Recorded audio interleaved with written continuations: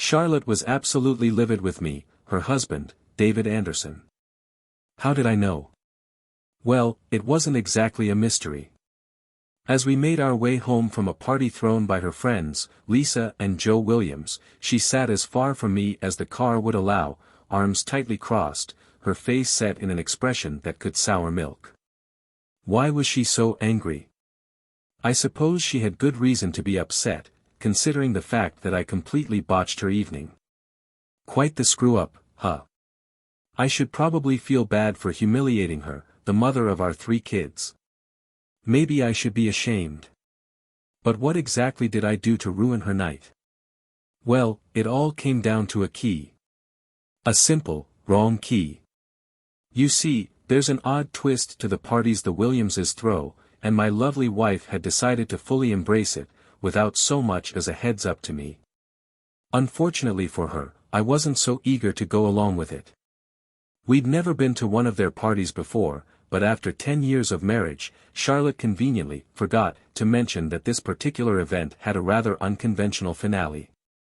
Apparently, the wives were supposed to toss their house keys into a bowl.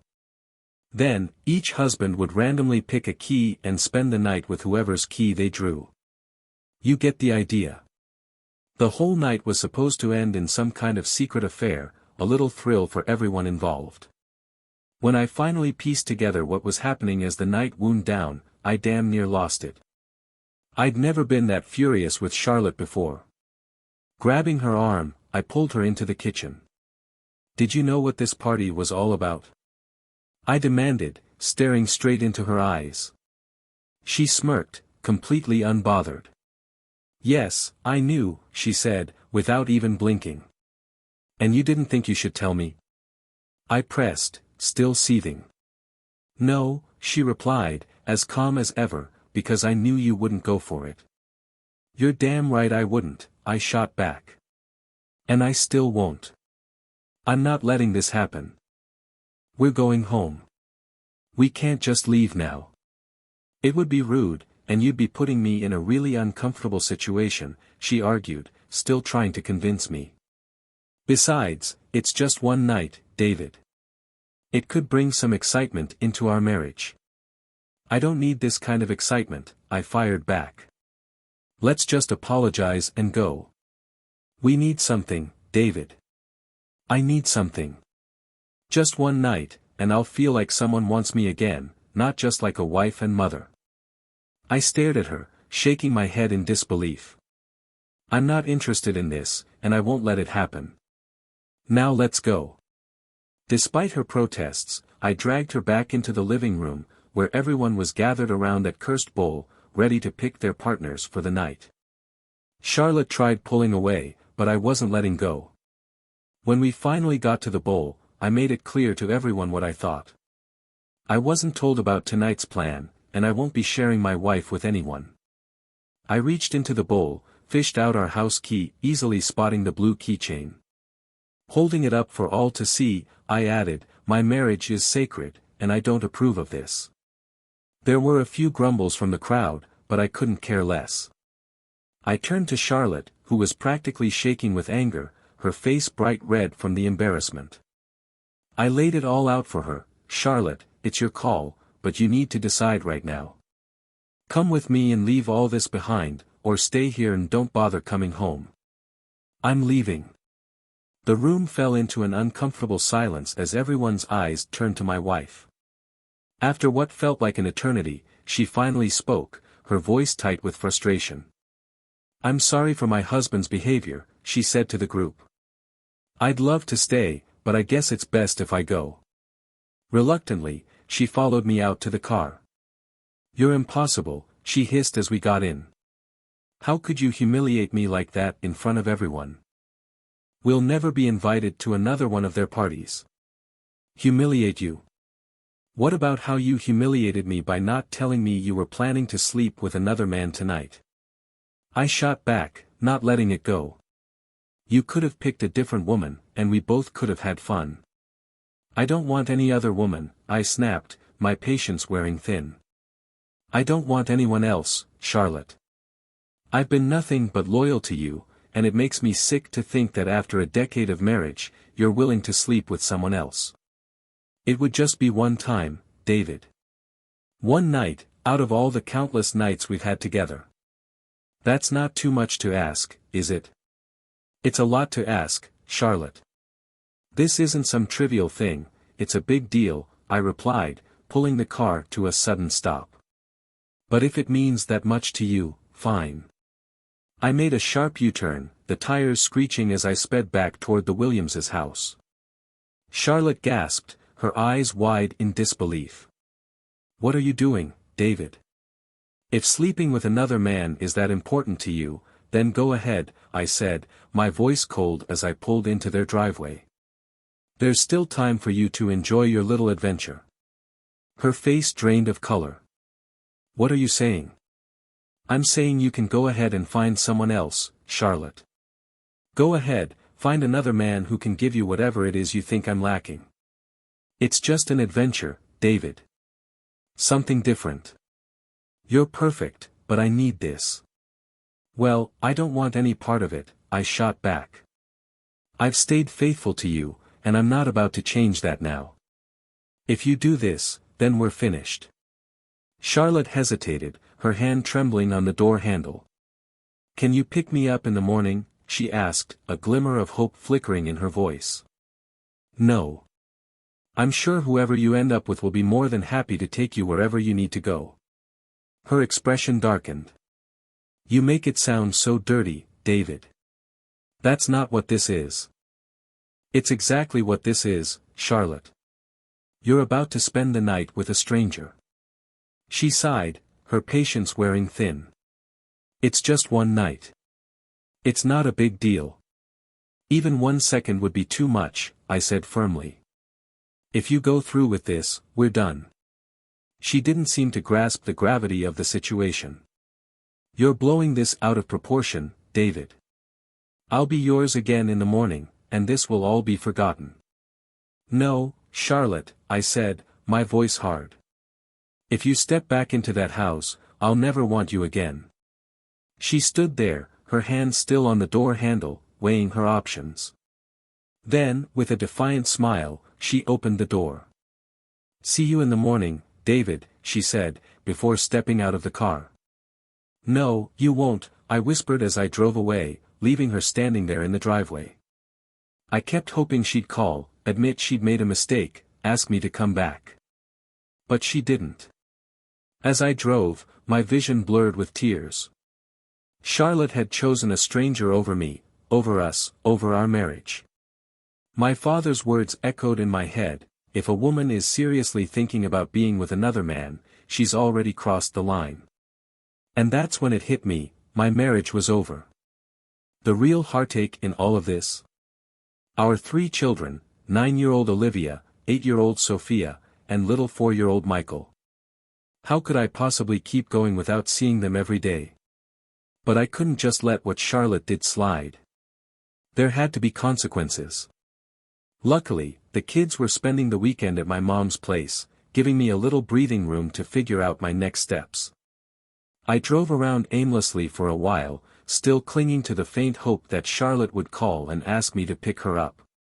But as the minutes ticked by, it became clearer and clearer that she had made her choice.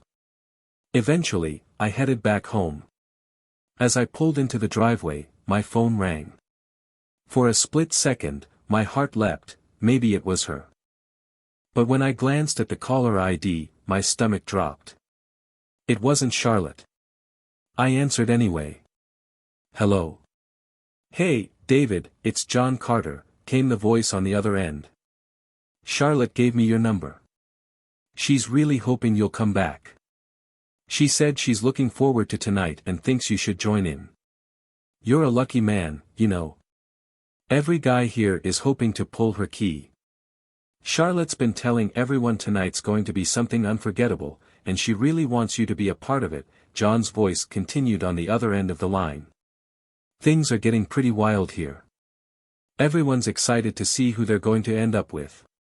You've still got time to come back and pick a key. There are some stunning women here, David. They're all ready to show you a good time tonight. Go to hell, John Carter, I spat into the phone.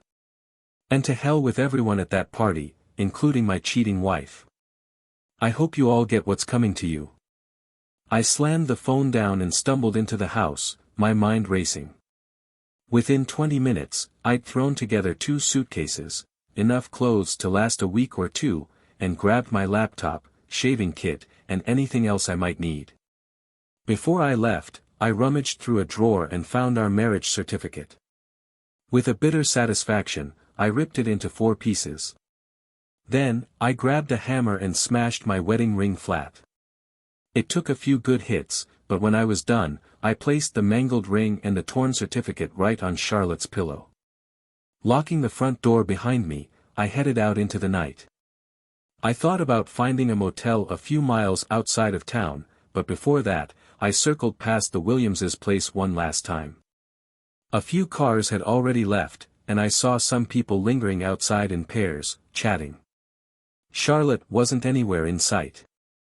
I figured she'd moved on with her new partner, or maybe even hooked up with Joe Williams himself.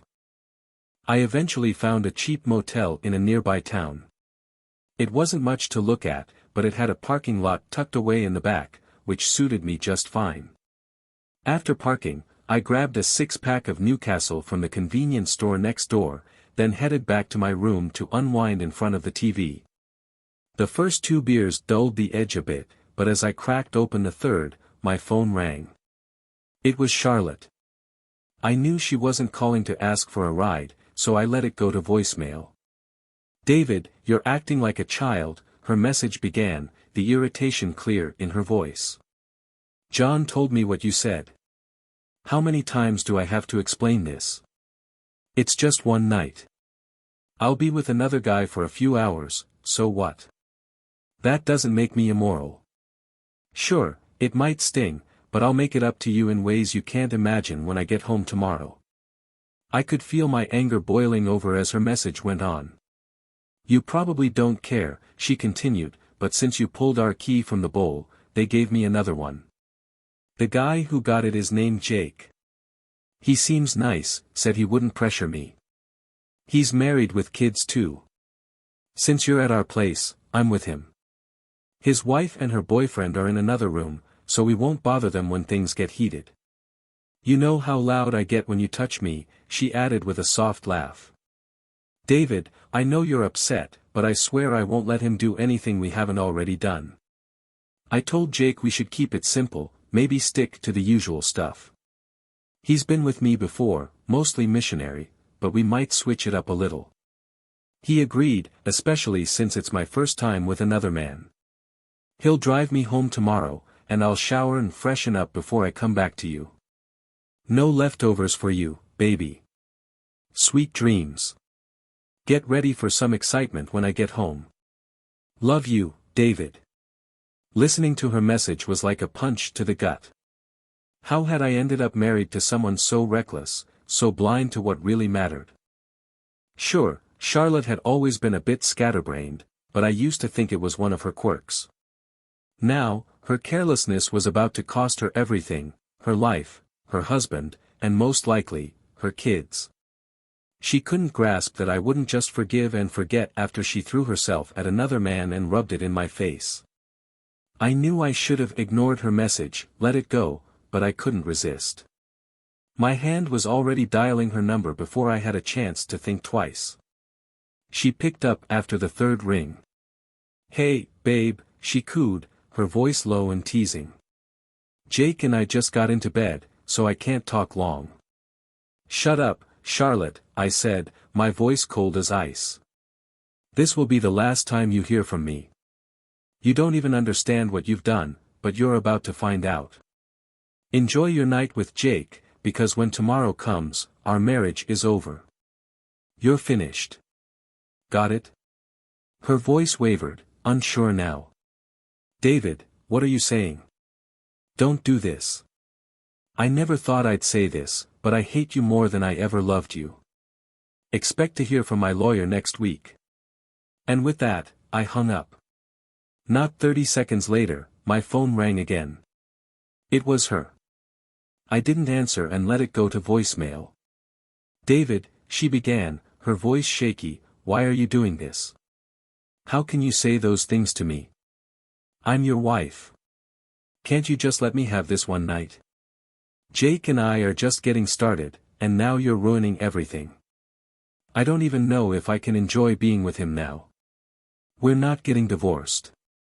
I'll be home tomorrow, and we can talk this out.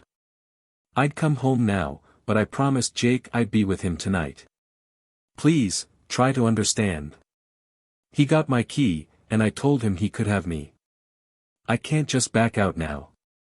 She paused, and I heard her muttering softly, probably to Jake.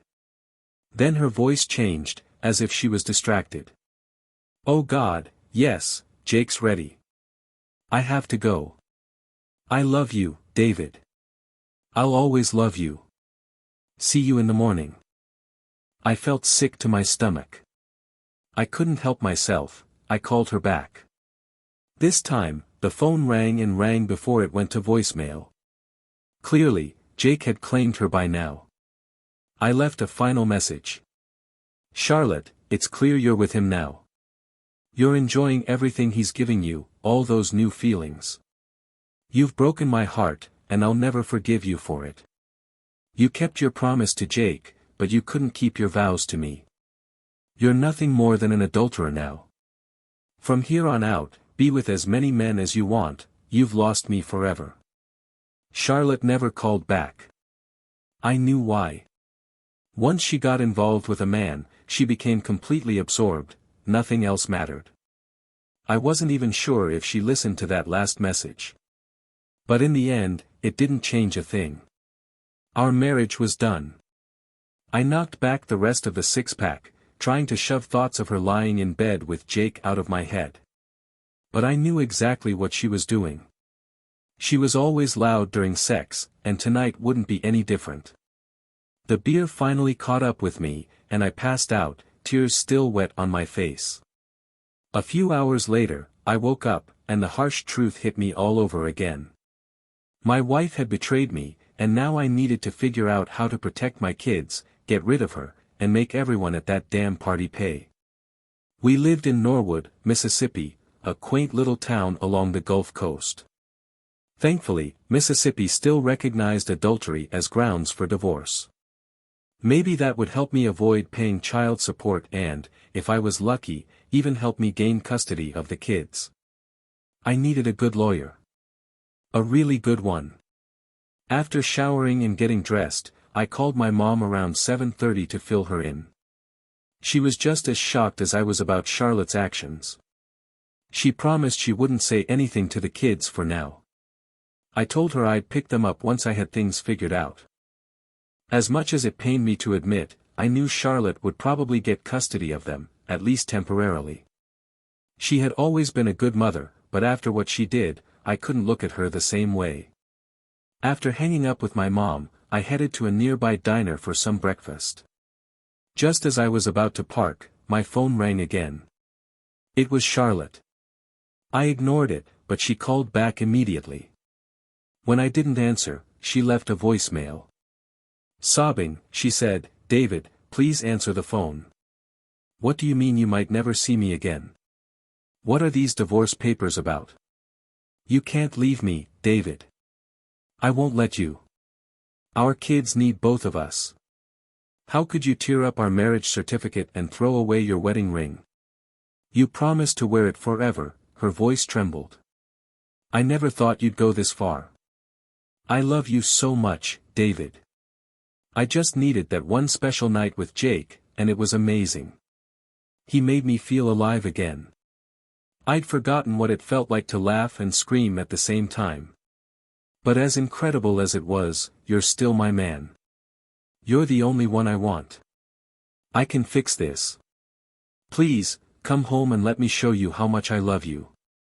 Her voice broke once more, and she dissolved into sobs again. "Why can't you understand, David? I just needed one night with someone different, someone who desired me, who found me irresistible. It felt so good to be wanted by another man. You don't know what that means to a woman my age. But it was just sex, David. That's all it was, just a few times. I'll never do it again. Please, let's talk. You and the kids mean everything to me. I stood outside the diner, completely stunned. Had she been holding on to these thoughts throughout our entire marriage, only to act on them now, after 10 years together?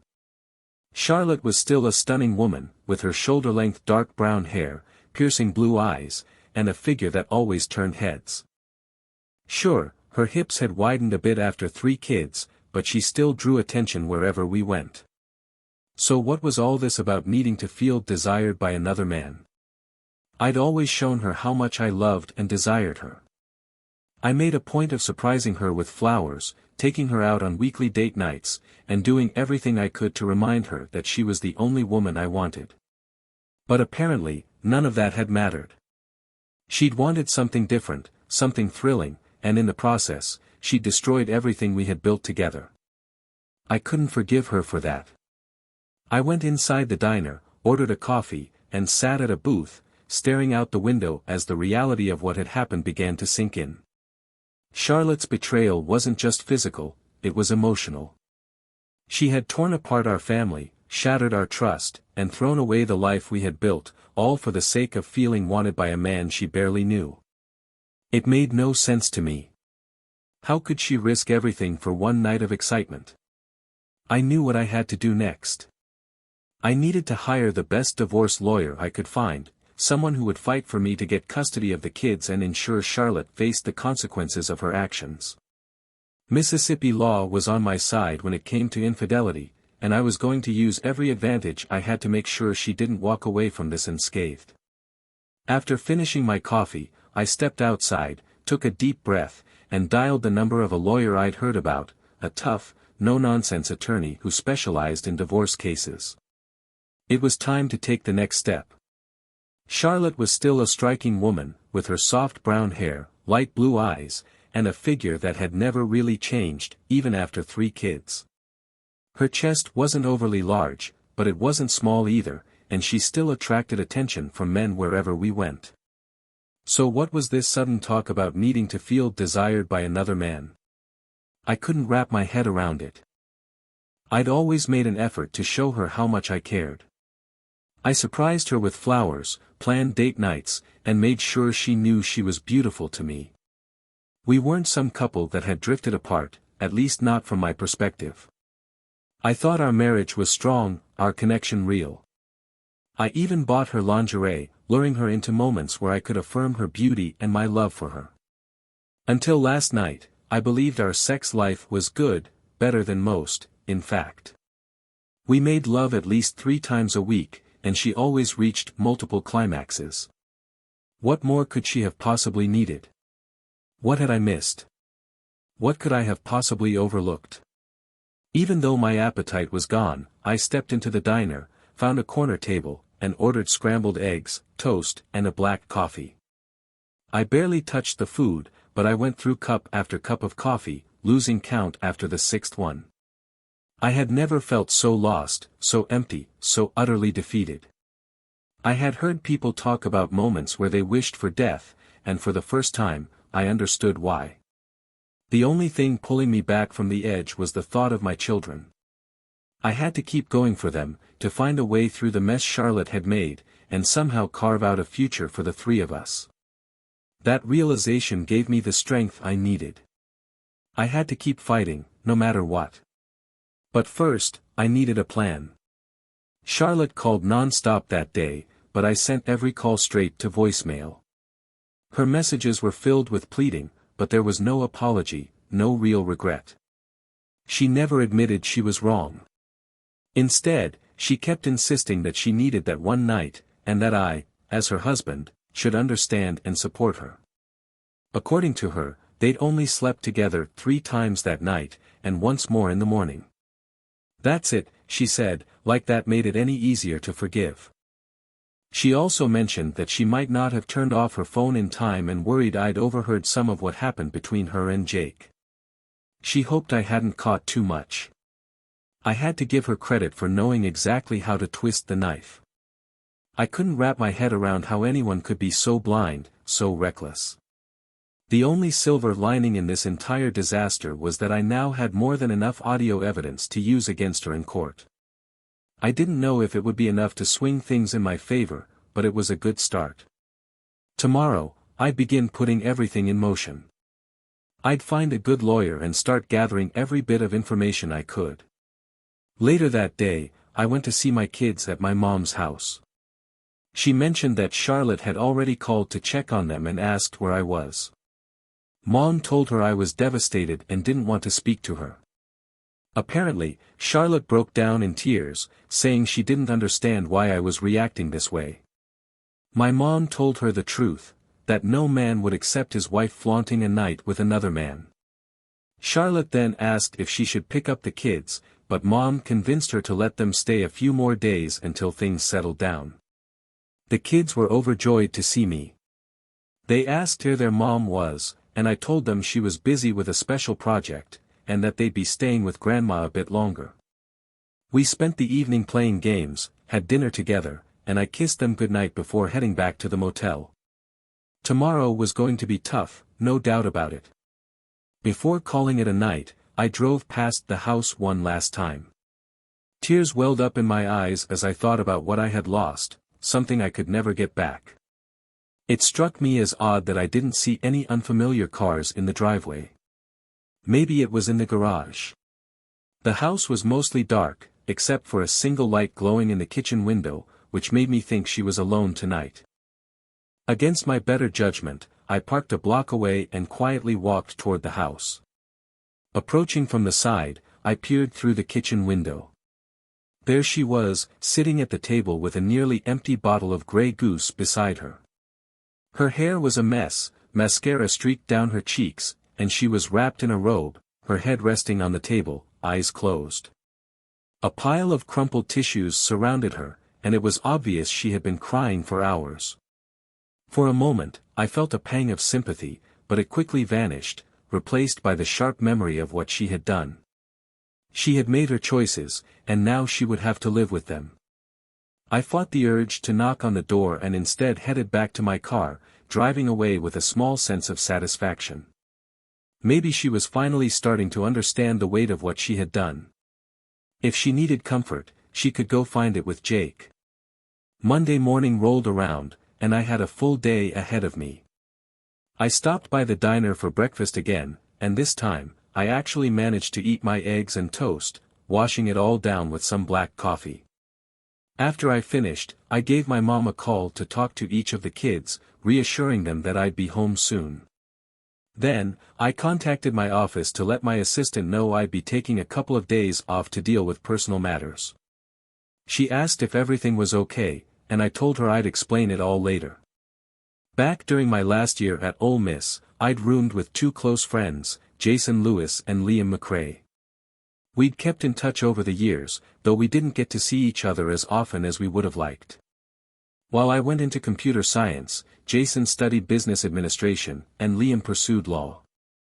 I figured they'd be the perfect guys to lean on for advice, so I decided to reach out. I called Jason first and asked if he and Liam could meet me for drinks that evening. I explained I needed their help with something important, and Jason agreed, setting up a meet at a beachside bar around 5. I arrived early and waited. Liam showed up first, and Jason walked in about 10 minutes later. We greeted each other, settled in at a table on the patio, ordered a few beers, and raised our glasses for a toast. "So, what's going on, David?" "Your call sounded serious," Jason asked, leaning in. I took a deep breath before answering.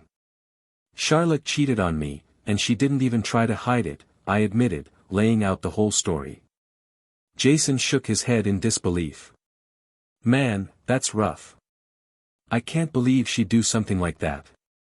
Liam chimed in, his expression thoughtful. "And she's not even sorry? She's acting like you're overreacting." "Exactly," I nodded. "She thinks it's not a big deal. So, I'm thinking about divorce, getting back at Jake, and, most importantly, fighting for custody of my kids." Liam leaned back in his chair, rubbing his chin. "Divorce is definitely an option, but getting custody won't be easy unless you can prove she's unfit as a mother. If she's bringing strange men around the kids, you've got a case. But if she's a good mom, the courts tend to favor her, and you might end up paying child support. I'm okay with that, as long as I get to see my kids regularly, I said. Liam nodded. The courts usually prefer both parents to stay involved, as long as neither is a danger to the children. Jason jumped in. What about the financial side of things? Charlotte's a stay-at-home mom, right? I'm guessing you're making a solid income. How are your savings and investments looking? I've got checking, savings, a 401k, an IRA, and a few other investments. All in all, probably around $700,000 to $800,000, I answered. Well, Jason said, the court will likely split that down the middle. Charlotte will probably get the house and primary custody of the kids. But if you can prove her infidelity, you might be able to avoid paying alimony. Do you know a good divorce lawyer? I asked. One of the partners at my firm is one of the best family law attorneys in Mississippi, Jason replied. Her name's Rebecca Simmons. Want me to set up a meeting? The sooner, the better, I agreed. I'll also look into ways to protect some of your assets, Jason added. Send me all your financial info, and I'll see what I can do. We clinked our glasses for another toast, had a few more beers, and called it a night. For the first time in days, I felt a bit of relief. There was still a long road ahead, but at least now, I had a plan. On my way back to the motel, my phone rang again. It was Charlotte. After a moment's hesitation, I realized I'd have to deal with her sooner or later, so I pulled over and answered. What do you want, Charlotte? I asked bluntly, getting straight to the point. What do you think I want, David? I want my husband to come home, she replied, her voice shaky with emotion. Unfortunately, your little escapade with Jake makes that impossible, I said, my tone cold. Don't say that, David, please, she begged. Don't you dare say that. It was just one night after 10 years. That's not enough to end a marriage. Infidelity is more than enough reason for divorce in Mississippi, I shot back. Why do you keep calling it cheating? It was just one night with someone new, a fling, nothing more. When a married woman sleeps with another man, whether it's for one night or even 1 second, it's cheating, I said firmly. I told you that if you went through with this, it would be over between us. And I meant every word. Her sobs echoed through the phone. Please, David, you can't do this to me. You did this to yourself, Charlotte, I replied, my patience wearing thin. What the hell happened to you? Are you on something, or did you just lose your mind? You didn't care about me, our kids, or what this would do to our family. You just had to have your night with Jake, and now you'll deal with the fallout. I never wanted it to end like this, David. I didn't think I was hurting you. I just wanted to try something different. I love you, it wasn't about you. It was about something I needed. And that's exactly why we're here, I said bitterly. You put yourself first. You didn't think about me or the kids, you only thought about what you wanted. Well, congratulations, Charlotte, you got your special night. And it cost you your marriage. Probably your reputation with your family and friends, too. Maybe someday I'll be able to forgive you, but I'll never forget. And I'll make sure everyone knows exactly what you did, just like you mocked me for being upset about it. Let's see how you like it when everyone hears your confession. How many times was it with Jake? Oh God, David, please don't, she cried. My parents would be devastated if they found out. Too bad, Charlotte. You should have thought about that before you made your bed. Now you've got to lie in it. Your acting like this was no bigger deal than getting a parking ticket or forgetting to return a library book. You threw away a solid 10-year marriage with a man who adored you, all for one night of cheap thrills with some guy who didn't care about anything except his own pleasure. Does it feel worth it, Charlotte? For times with Jake, and it cost you your family. I didn't have to lose anything, David, she shot back. You should have loved me enough to support me and let me have this. You're the one walking away. Are you out of your mind? I snapped. There isn't a single sane man on this planet who would support his wife sleeping with another guy just because she wanted to try something new. It doesn't work like that, Charlotte, and you should have known that. What the hell were you thinking? I didn't expect you to be this upset, she admitted. I mean, seriously, David, what's the big deal about letting another man have me for a night? It doesn't mean I love you any less. I've heard about couples doing this at the Parkers' parties, and it intrigued me. Why can't a husband or wife have a fling with someone nice and safe, enjoy it, and explore new sensations? I stared at the phone in disbelief as she continued. I just wanted to feel another man's touch. That doesn't mean I love you any less, David. It just meant I needed something different, just once. After that, I would have committed myself to you again, and never done it again, Charlotte explained, her voice cracking. But that's the problem, you didn't respect me, I replied, my anger reaching its peak. I begged you not to do it, again and again, and you just smiled and said, see you in the morning, David. You threw away everything we had built over the past 10 years. The vows that meant the world to me clearly meant nothing to you. We created 3 beautiful children together out of the love we shared. We were a family. And now you've willingly given that part of yourself, the part that made our children, to another man. For what? A thrill? A fling? It was just one night, she repeated, her tone flat. You need to accept that and move on. I shook my head, the frustration overwhelming me. I see it as nothing less than a complete betrayal. Of me, of our family, of the vows we took, and any respect you ever had for me. You wanted to be with another man, and you did it. Congratulations, Charlotte. But in doing so, you threw away everything you claimed to value. She was silent for a moment, and then blurted out, damn it, David. Why are you being so stubborn? Why can't you just understand that it was something I needed? I'm still yours forever, nothing has changed. Everything has changed, I said bitterly. You're not just mine anymore. I don't understand why you can't see that. I pleaded with you not to go through with this, and now you expect me to just forgive and forget. You betrayed me, and that pain isn't something that will just disappear. It's going to last a lifetime. I took a deep breath, steadying myself before I continued. I've found a lawyer, Charlotte. Tomorrow, I'm filing for divorce, citing infidelity. I'll name Jake, and I'll include anyone else from your party that I can identify. Imagine how they'll react when they realize you're responsible for blowing up their little circle and ruining their reputations. Go to hell, Charlotte, and take your cheating friends with you. The moment I met with Rebecca Simmons, ESQ, I knew I had the right attorney. She didn't bother with small talk, she got straight to the point.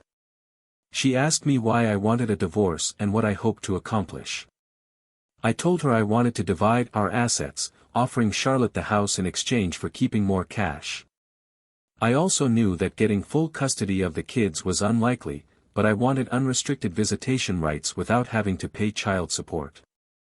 I handed over all the audio evidence I had of Charlotte confessing to sleeping with Jake. Rebecca shook her head in disbelief. Your wife was reckless, admitting to her affair in a way that can easily be used against her in court. We may need a voice recognition expert to confirm it's her voice, but unless we get a biased judge, this recording should hold up just fine, she said. We spent the next hour going over my plans regarding Jake and the other people involved in the wife-swapping event. Rebecca was skeptical about getting any monetary compensation from them, but she suggested we could expose their activities and cause enough public shame to seriously damage their reputations. That was enough for me. After I gave her a deposit, I asked that Charlotte be served as soon as possible. Rebecca assured me it wouldn't take long and promised to notify me when it happened. On Tuesday afternoon, I picked up the kids from my mom's place and brought them back to Charlotte's house. When she greeted us at the door, she hugged and kissed the kids warmly, but when she reached out to me, I stepped back. Tears filled her eyes as she begged me to stay, but I told her I couldn't. I felt it was best for the kids to return home to her, and I arranged to pick them up on Friday for the weekend. Charlotte looked like she was struggling, and a part of me felt for her. But she had made her choice, and now she was living with the consequences. Her distress was no worse than the agony she'd put me through because of her selfish actions. By Wednesday, I knew I had to get back to work. I couldn't afford to let my job slip, not just because I needed the income, but because I needed the distraction. If I let myself sink too deep into the pain of Charlotte's betrayal, I'd lose my mind, and that wasn't an option, not with my kids depending on me.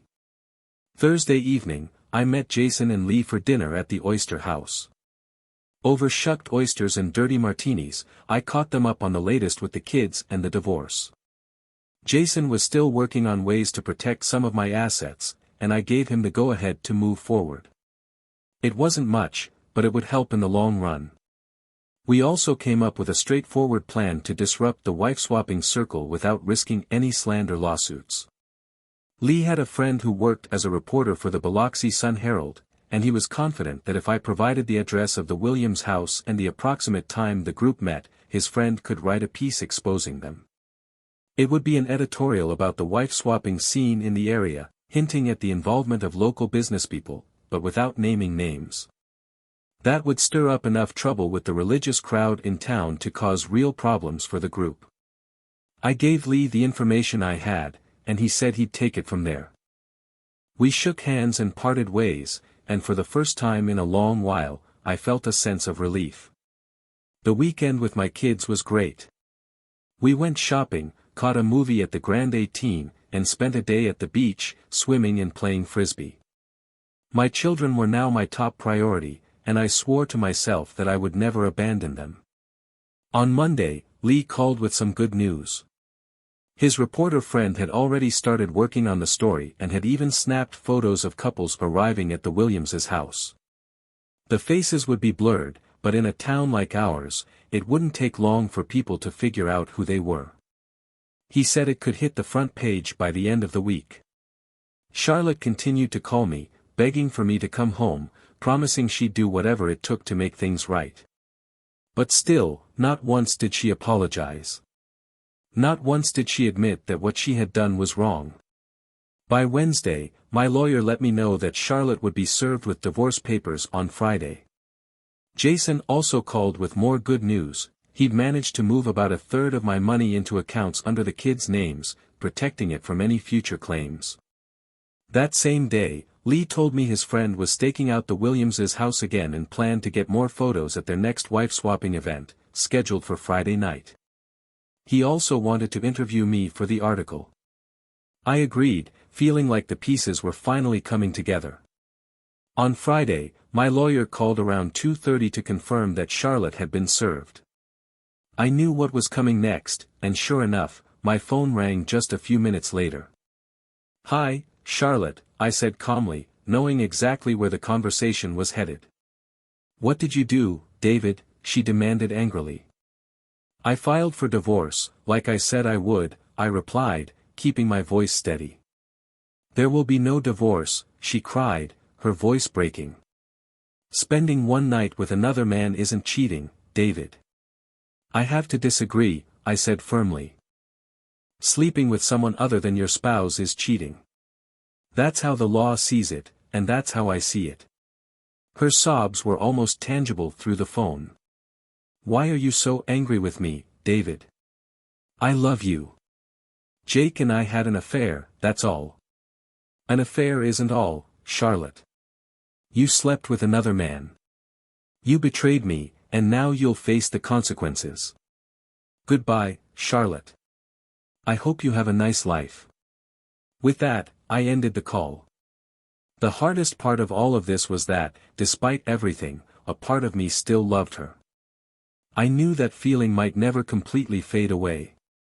But the trust was shattered beyond repair, and that meant our marriage was truly over. Even though I knew I should have stayed away from the Williamses' house that Friday night, curiosity got the better of me. I wanted to see if Charlotte's car would be there. To my relief, it wasn't, but that didn't necessarily mean she wasn't inside. She could have easily arrived with someone else. While couples were typically required to attend together, I knew they had made exceptions for her before, and who's to say they wouldn't do it again? I parked a block away and noticed a van, probably housing the reporter, staking out the place. I silently wished him luck as I drove off into the night. Later, Lee's journalist friend called, asking for more details, which I gladly provided. He told me he had taken over 100 photos and had already recognized several prominent couples from the city. Apparently, some people didn't even bother hiding their identities. After confirming that Charlotte wasn't among the attendees, he asked me to describe the key-swapping process. While I hadn't seen it firsthand, I relayed what Charlotte had told me and what I had overheard from other couples. By Sunday, the article made the front page of the Biloxi Sun-Herald, igniting a firestorm of outrage across the city. The paper featured a large photo of couples entering and leaving the Williamses' house, their faces blurred but still easily recognizable by their outfits or cars. Inside, there were 4 more pages of photos and a detailed write-up about the wife-swapping scene. By Monday morning, the city was buzzing, with local radio and TV stations picking up the scandal and running with it. For me, it was a bittersweet victory. The religious community erupted in protest, civic leaders bemoaned the tarnishing of the city's reputation, and lawsuits were flying left and right. But all I could think about was the deep, personal pain I had endured because of Charlotte's betrayal. Despite the fallout, Charlotte kept trying to reconcile, but her attempts were useless. Our divorce was finalized, and I was granted joint custody of the kids. She had them on weekends, and I had them during the week. It wasn't the perfect arrangement, but it worked. In the end, I decided not to share the audio of her confession with her family and friends. I spared her that humiliation, even though part of me felt she deserved it. As for the couples involved in the key parties, some divorced and moved away, while others simply vanished from the social scene. Charlotte eventually started dating again, but it was clear she still didn't fully grasp why what she had done was so unacceptable. She seemed to think it was just something that happened and should be forgotten. I dated a few women myself, but never found anyone I was ready to settle down with. Some of them wanted to move in, but I wasn't ready to hand over a key to anyone, not yet, anyway.